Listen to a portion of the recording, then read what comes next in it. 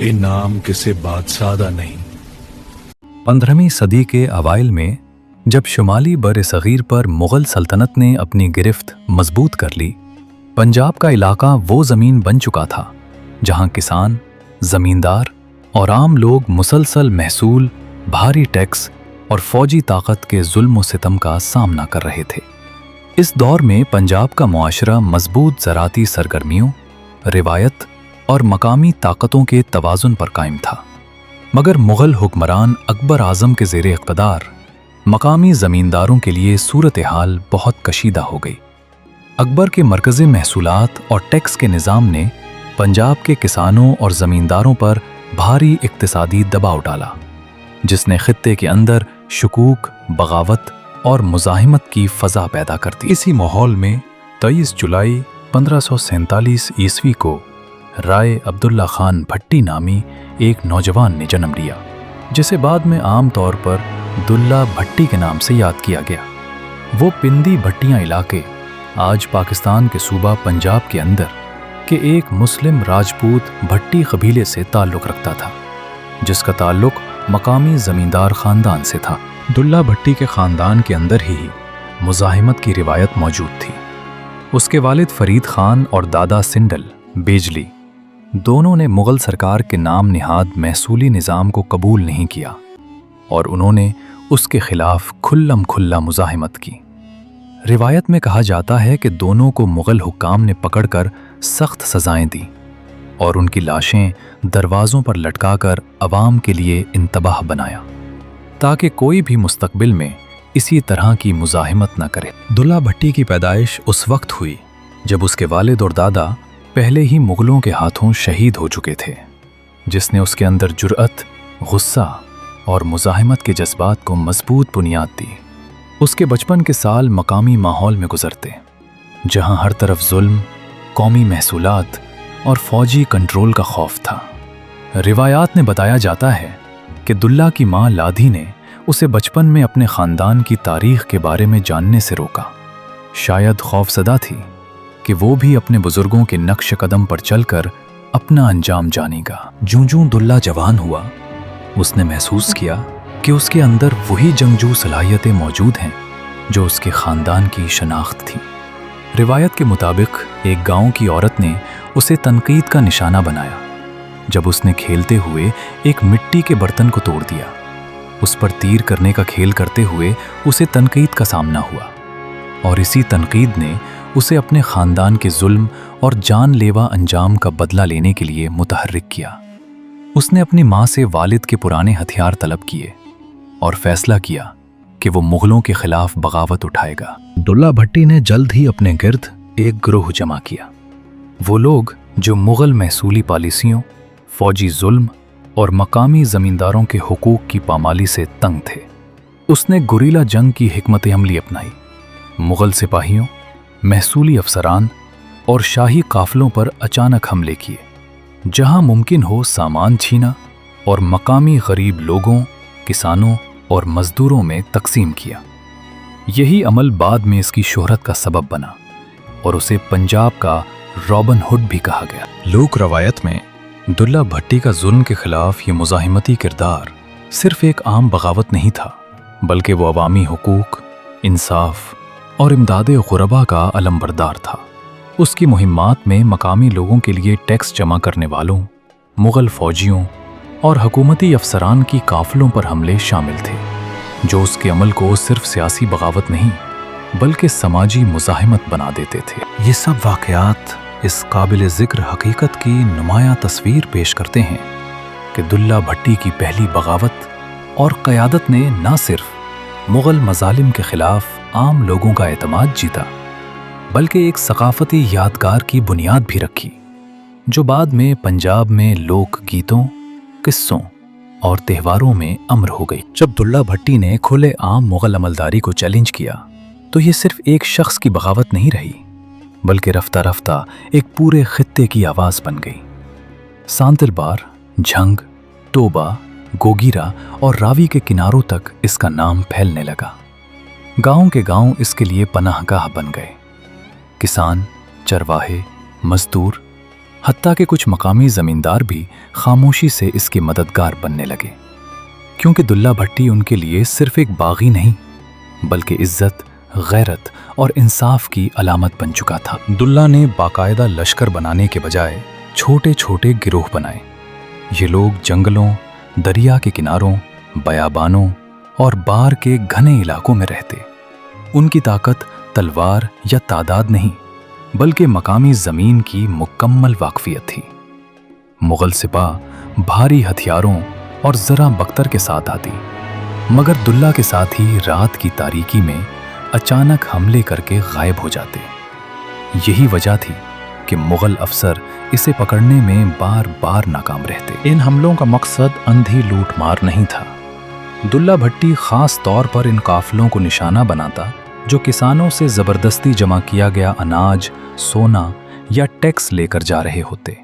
وہ مال چھین کر پہلے گاؤں کے بزرگوں کو بلاتا، پھر سب کے سامنے تقسیم کرواتا۔ بیواؤں، یتیموں اور مقروض کسانوں کو ترجیح دی جاتی۔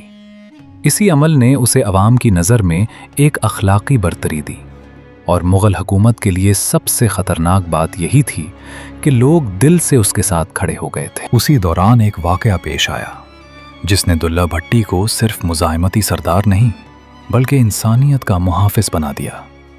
روایت کے مطابق مغل دور میں لڑکیوں کو غلام بنا کر بیچنا یا زبردستی درباروں میں لے جانا کوئی انوکھا واقعہ نہیں تھا۔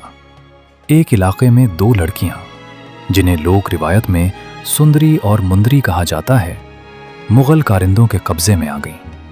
ان کے ماں باپ قتل ہو چکے تھے یا جدا کر دیے گئے تھے، اور اب ان کا کوئی سہارا نہ تھا۔ جب یہ خبر دلہ بھٹی تک پہنچی تو اس نے فوراً کارروائی کی۔ اس نے اس قافلے پر حملہ کیا، لڑکیوں کو آزاد کروایا اور انہیں اپنے ساتھ محفوظ مقام پر لے آیا۔ مگر اصل بات یہاں ختم نہیں ہوتی۔ دلہ نے انہیں محض آزاد نہیں چھوڑا بلکہ معاشرے میں عزت کے ساتھ دوبارہ جینے کا راستہ دیا۔ اس نے خود کو ان کا سرپرست قرار دیا، مناسب رشتے تلاش کیے اور ان کی شادی کروائی۔ لوک روایت کہتی ہے کہ چونکہ ان کا کوئی والد نہیں تھا، اس لیے دلہ بھٹی نے شادی میں باپ کا کردار ادا کیا، خود گڑ، تل اور تحائف دیے۔ یہی واقعہ بعد میں لوہڑی کے گیتوں میں ڈھل گیا۔ سندر مندر یہ ہو محض ایک بول نہیں بلکہ اس پورے واقعے کی یاد ہے جس میں ایک باغی نے سماج کی عزت بچائی۔ یہی وہ لمحہ تھا جب دلہ بھٹی کی پہچان مذہب، ذات یا قبیلے سے اوپر اٹھ گئی۔ ہندو، سکھ اور مسلمان سب اس کی کہانی کو اپنی کہانی سمجھنے لگے۔ مغل حکام کے لیے یہ سب ناقابل برداشت تھا۔ ایک ایسا شخص جو نہ صرف حکومت کے خلاف کھڑا ہے بلکہ عوام کے دل بھی جیت رہا ہے، کسی بھی سلطنت کے لیے خطرے کی گھنٹی ہوتا ہے۔ لاہور کے دربار تک خبریں پہنچنے لگیں کہ پنجاب میں ایک بھٹی ایسا ہے جسے لوگ ہیرو مانتے ہیں اور جس کے لیے گاؤں کے گاؤں جھوٹ بولنے، چھپانے اور قربانی دینے کو تیار ہیں۔ مغل افسران نے طاقت کے ساتھ ساتھ نفسیاتی حربے بھی آزمائے۔ دلہ کے ساتھیوں کے گھروں پر چھاپے مارے گئے، کسانوں پر دباؤ ڈالا گیا، بعض علاقوں میں اجتماعی سزائیں دی گئیں، مگر اس کا الٹا اثر ہوا۔ جتنا دباؤ بڑھا اتنی ہی دلہ بھٹی کی حمایت میں اضافہ ہوا۔ لوگ اسے چھپاتے، اس کے لیے راشن رکھتے اور خطرے کی خبر پہلے ہی پہنچا دیتے۔ اس مرحلے پر دلہ بھٹی جان چکا تھا کہ یہ لڑائی لمبی ہے اور انجام آسان نہیں، مگر وہ پیچھے ہٹنے والا نہیں تھا۔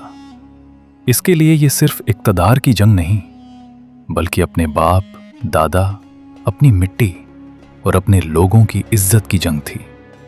وہ جانتا تھا کہ مغل سلطنت آخرکار اسے پکڑنے کی کوشش کرے گی، مگر وہ یہ بھی جانتا تھا کہ اگر وہ مارا بھی گیا تو اس کی کہانی زندہ رہے گی۔ وہیں سے اس داستان نے ایک نیا موڑ لینا شروع کیا، جہاں بغاوت اپنے عروج پر تھی اور مغل حکومت آخری چالیں سوچ رہی تھی۔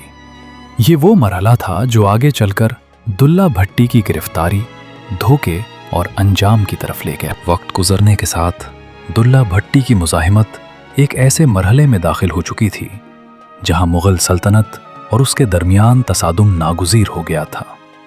اب یہ صرف چند قافلوں یا محصولی افسروں کی بات نہیں رہی تھی، बल्कि दरबार लाहौर में ये तासुर मजबूत हो चुका था कि अगर दुल्ला भट्टी को ख़त्म ना किया गया तो पंजाब में बगावत एक मुस्तकिल शक्ल इख्तियार कर लेगी।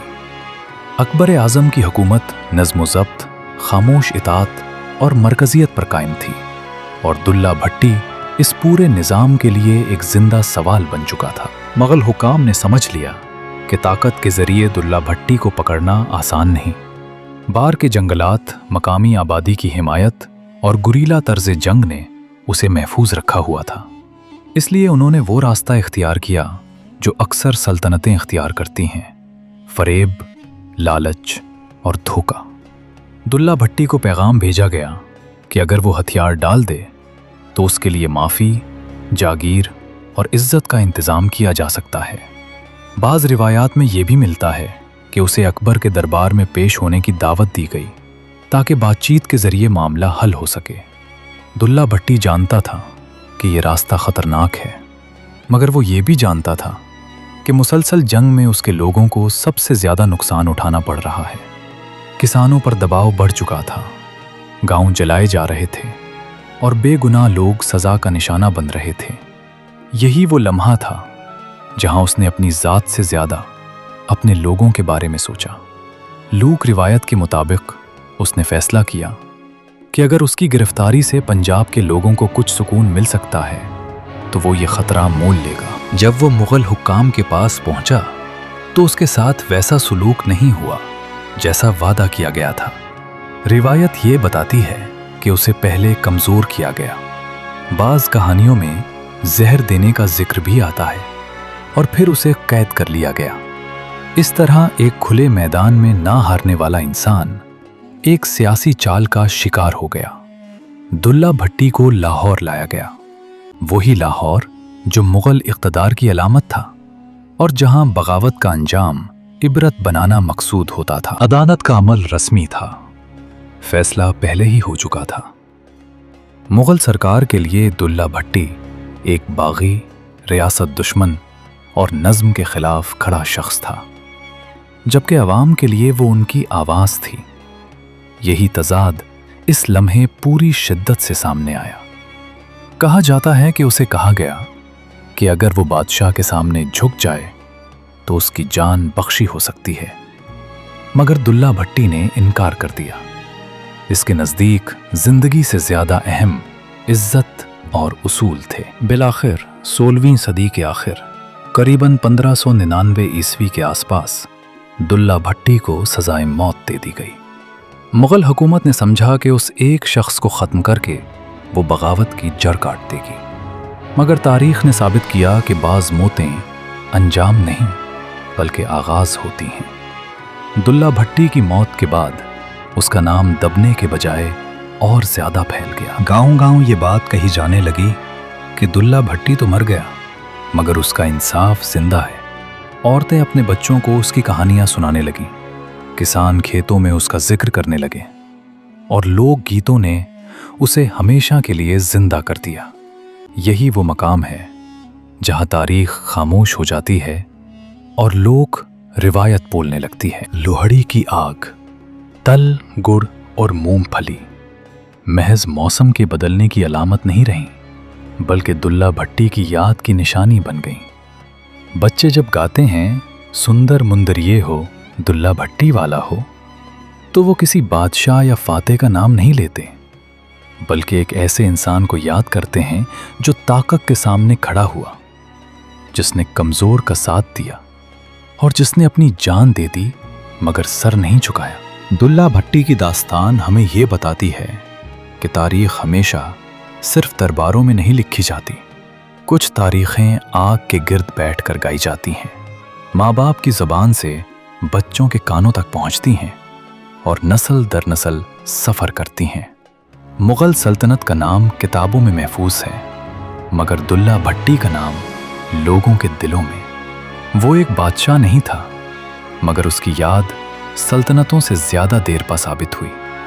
यही इस दास्तान का सबसे बड़ा सच है और यही वजह है कि सदियों बाद भी पंजाब की मिट्टी उसका नाम लेते हुए फ़ख्र महसूस करती है।